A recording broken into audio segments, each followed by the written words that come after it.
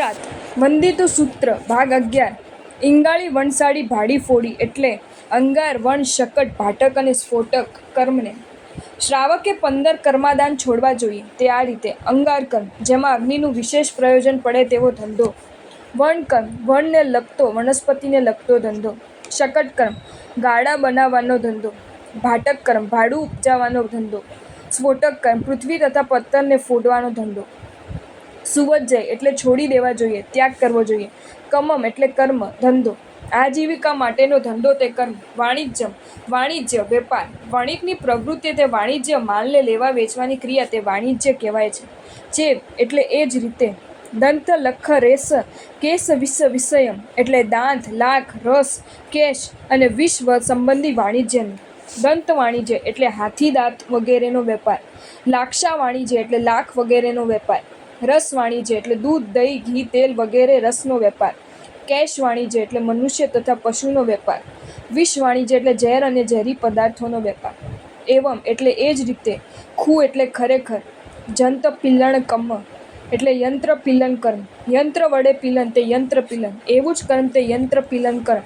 ઘંટી, ઘાણી, રેંટ વગેરે હાથ કરતાં વધારે ઝડપથી કામ કરનારા કોઈ યંત્ર કહેવાય છે. તેના વડે અનાજ, બિયા, ફળ, ફૂલ વગેરેને પીળવાનું કામ તે યંત્ર પિલન કર્મ.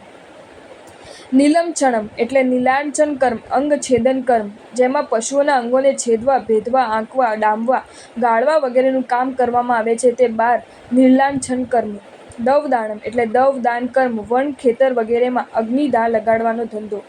દવનું દાન તે દવદાન. દવ એટલે અગ્નિ, તેને મૂકવો, પ્રગટાવવો તે દાન. અગ્નિ મૂકવાનું કે પ્રગટાવવાનું કર્મ તે 13 દવ દાન કર્મ. સર દ તલાય શોષમ એટલે સરોવર, ધરા તથા તલાવોનું સૂકવવાનું કામ તે 14 જળ શોષણ કર્મ. અસહી પોષમ એટલે અસ્થિ પોષમ, અસ્થિ પોષણ કર્મ. અસ્થિ, કુલટા કે વ્યભચારીની સ્ત્રી, તેનું પોષણ તે અસ્થિ પોષણ. અસ્થિઓને પોષવાનું કર્મ તે 15 અસ્થિ પોષણ કર્મ. વજ્જિજા એટલે છોડી દેવા જોઈએ. ઇંગાળી વજ્જિથી વજ્જિજા એટલે શ્રાવકે અંગાર કર્મ આદિ 15 કર્માદાનને છોડી દેવા જોઈએ. તેથી હું તેવા કર્મોને વર્જું છું. જ્ઞાનાવર્ણ્ય આદિ કર્મોનું જેના વડે આદાન થાય, ગ્રહણ થાય તે કર્માદાન શ્રાવકને માટે નીચેના ધંધાઓ કર્માદાનના હોઈ વર્જ્ય ગણવામાં આવ્યા છે. અંગાર જીવિકા, જેમાં ભઠ્ઠીનો ઉપયોગ મુખ્ય હોય તેવા ધંધાઓ કરીને આજીવિકા મેળવવી તે અંગાર જીવિકા કહેવાય છે.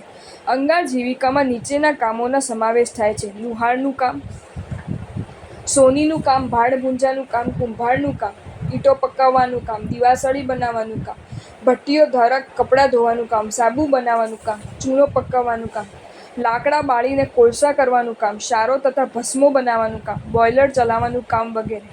વણ જીવિકા, જેમાં વનસ્પતિનું છેદન ભેદન મુખ્ય હોય તે જાતના ધંધા કરીને આજીવિકા મેળવવી તે વન જીવિકા કહેવાય છે. તેમાં નીચેના ધંધાઓનો સમાવેશ થાય છે: જંગલના ઇજારા રાખવાનો ધંધો, જંગલોને કાપી નાખવાનો ધંધો, જંગલી પેદાશ જેવી કે જડીબુટ્ટીઓ, પાંદડાઓ, ફળો, છાળો, ગુંદર વગેરે વેચવાનો ધંધો, ઘાસના બીડ રાખવાનો ધંધો, લીલોતરી વેચવાનો ધંધો, અનાજને ખાંડવા, ભરડવાનો તથા દળવાનો ધંધો. શકટ જીવિકા, જેમાં ગાડા તથા તેના ભાગો બનાવીને આજીવિકા ચલાવવામાં આવે તે શકટ જીવિકા કહેવાય છે. નીચેના ધંધાઓનો સમાવેશ શકટ જીવિકામાં થાય છે: ગાડા બનાવવા, સીગ્રામ, એક્કા, હાથગાડી, ટાંગા તથા ઘોડાગાડીઓ બનાવવી, મોટરો અને ખટારા બનાવવા, આગગાડીના એન્જિનો તથા ડબ્બા બનાવવા, ઉપર જણાવેલા વાહનોના નાના મોટા ભાગો તૈયાર કરવા. ભાટ જીવિકા, વાહનોનું તથા જાનવરોનું ભાડું ઉપજાવીને આજીવિકા ચલાવવી તે ભાટક જીવિકા કહેવાય છે. ભાટક જીવિકામાં નીચેના ધંધાઓનો સમાવેશ થાય છે: ગાડા, ગાડી, મોટર, ખટારા, રિક્ષા, આગગાડી, સ્ટીમરો કે વિમાનો ભાડે ફેરવવા, હાથી, ઘોડા, ઊંટ, ખચ્ચર, પાડા, બળદ, યાક, બળદ જેવું પહાડી પ્રાણી વગેરે જનાવરો ભાડે આપવા. સ્ફોટક જીવિકા, પૃથ્વીનું પેટ કે પથ્થર ફોડીને આજીવિકા ચલાવવી તે સ્ફોટક જીવિકા કહેવાય છે. નીચેના ધંધાઓનો સમાવેશ સ્ફોટક કર્મમાં થાય છે: તળાવ ખોદી આપવાનો ધંધો, કૂવા ખોદી આપવાનો ધંધો, વાવ ખોદી આપવાનો ધંધો, બોરિંગ કરવાનો ધંધો, જમીનમાં ખાડા પાડી આપવાનો ધંધો, બોગદું ખોદી આપવાનો ધંધો, પથ્થર ખોદી આપવાનો ધંધો, પથ્થર ફોડી આપવાનો ધંધો. દંત વાણિજ્ય, દાંત આદિ પશુ પક્ષીના અંગોપાંગમાંથી તૈયાર થતી વસ્તુઓને સંઘરવી કે વેચવી તે દંત વાણિજ્ય કહેવાય છે. નીચેની વસ્તુઓનો વેપાર દંત વાણિજ્ય છે: હાથી દાંતનો વેપાર, ઘુવડના નખનો વેપાર, હરણના શિંગડા તથા ચામડાનો વેપાર, હંસ તથા શામરૂખ વગેરેના પીંછાનો વેપાર, ચમડી ગાયના પૂંછડાનો વેપાર, કસ્તુરીનો વેપાર, વાઘનું ચામડું, વાઘની મૂછના વાળ તથા વાઘની ચરબીઓનો વેપાર, ગેંડાની કે કાચબાની ઢાળનો વેપાર. આ ધંધાઓ કરતાં એવું કહેવાનો પ્રસંગ આવે છે કે અમારે માટે સારી વસ્તુઓ લાવશો તો વધારે પૈસા આપીશું. એટલે શિકારી લોકો વધારે હિંસા કરે છે. હિંસાને ઉત્તેજન મળે છે. લાક્ષા વાણિજ્ય. લાખ વગેરે વસ્તુનો ધંધો કે જેમાં ઘણા ત્રસ્ત જીવોની હિંસા થાય છે તેના દ્વારા આજીવિકા ચલાવી તે લાક્ષા વાણિજ્ય આજીવિકા કહેવાય છે. નીચેની વસ્તુઓનો વેપારનો સમાવેશ લાક્ષા વાણિજ્યમાં થાય છે: લાખ, ધાવડી, હડતાળ, ગળી, મણશીલ, મવડા, કસુબો, સાજીખાર, સાબુ, તુરી, વિવિધ સારો.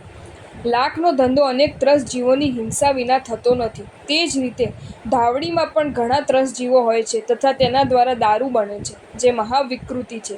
ગળીને સડાવવી પડે છે, તેથી તેમાં ઘણા ત્રસ્ત જીવો ઉત્પન્ન થાય છે. હરાળ, મણશીલ વગેરેની વાસથી માખી વગેરે ઘણા જીવો મરી જાય છે. રસ વાણિજ્ય. રસ મહાવિકૃતિનો વેપાર કરવો તે રસ વાણિજ્ય છે. તેમાં નીચેના ધંધાઓનો સમાવેશ થાય છે: મધનો વેપાર, મદિરાનો વેપાર, માંસનો વેપાર, માખણનો વેપાર, દૂધ દહીંનો વેપાર, ઘી તેલનો વેપાર વગેરે. કેશ વાણિજ્ય. બે પગા, દાસ દાસી વગેરે તથા ચોપગા વગેરે જીવતા પ્રાણીઓનો વેપાર કરવો તે કેશ વાણિજ્ય કહેવાય છે. તેમાં નીચેના ધંધાઓનો સમાવેશ થાય છે: પૈસા લઈને સ્ત્રી પુરુષોને વેચવા, ગુલામો પકડવાનો ધંધો કરવો, ઢોર વેચવા. વિષ વાણિજ્ય. ઝેરો અને ઝેરી પદાર્થોનો વેપાર કરવો તેને વિષ વાણિજ્ય કહે છે. તેમાં નીચેના ધંધાઓનો સમાવેશ થાય છે: સોમળ, વચનાક, અફીણ, મણશીલ, હડતાળ વગેરે પદાર્થો વેચવા. શાસ્ત્રીય પદ્ધતિએ બનાવેલા ઝેરો વેચવા. લડાઈના શસ્ત્રો જેવા કે ઝેરી ગેસ, બોમ્બ, તોપ, બંદૂક, ભાલા, બરછી, તીર, કામઠા, દારૂગોળો વગેરે બનાવવા અને વેચવા. કોષ, કોદાળી, પાવડા વગેરે બનાવીને વેચવા. યંત્ર પીલન કર્મ. નીચેના વસ્તુનો યંત્ર કહેવાય છે તેને ચલાવીને ધંધો કરવો તે યંત્ર પીલન કર્મ છે: જુદી જુદી જાતની ઘાણી તથા તેલ કાઢવાના યંત્રો, શેરડી પીલવવાનો ચીચોડો, ઉખળ, સાંભેળું, સરાણ, જળયંત્ર, પાતાળ યંત્ર, આકાશયંત્ર, દોલિકા યંત્ર.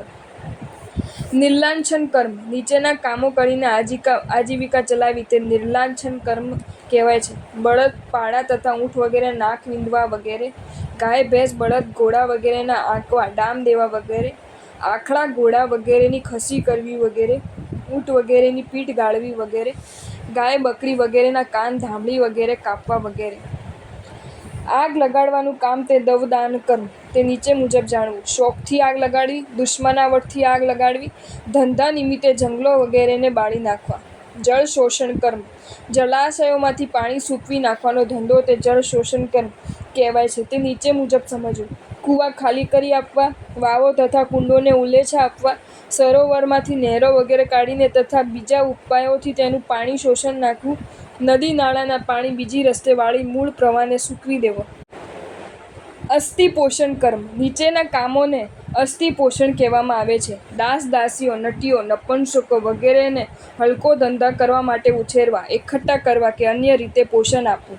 તેમની મારફત કૂટણખાણા ચલાવવા. સિંહ, વાઘ, ચિત્તા, રીંછ વગેરે શિકારી પ્રાણીઓને ઉછેરવા, તેમનો ખેલ કરવો તથા તેમને વેચવા વગેરે. કૂતરા, બિલાડી, વાનર વગેરે પ્રાણીઓને પાળવા, તેમનો ખેલ કરવો તથા તેમને વેચવા વગેરે. પોપટ, મેના, કૂકડા, મોર વગેરે પક્ષીઓને પાળવા, તેમનો ખેલ કરવો તથા તેમને વેચવા વગેરે. નીચેના 15 કર્મદાનો છોડી દેવા ઘટે છે.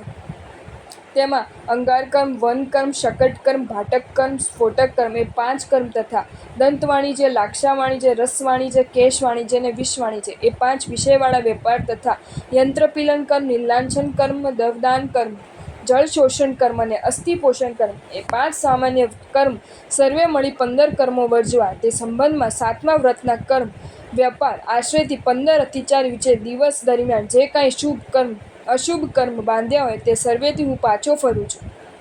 અવતરણિકા. અનર્થ, દંડ, વિરમણ. ત્રીજું ગુણ વ્રત 4 પ્રકારે છે: અપધ્યાન, દુર્ધ્યાન, પાપોપદેશ, હિસ્ત્ર પ્રદાન અને પ્રમાદાચરણ. અપધ્યાનના 2 ભેદ છે: આર્ત્ર ધ્યાન અને રૌદ્ર ધ્યાન. આ બંનેના 4 ઉપભેદો હોવાથી એકંદર 8 પેટા ભેદો થાય છે. તેમાં ઉપર 3 પાપોપદેશ, હિસ્ત્ર પ્રદાન અને પ્રમાદાચરણ ઉમેરવાથી 11 પેટા ભેદો થાય છે.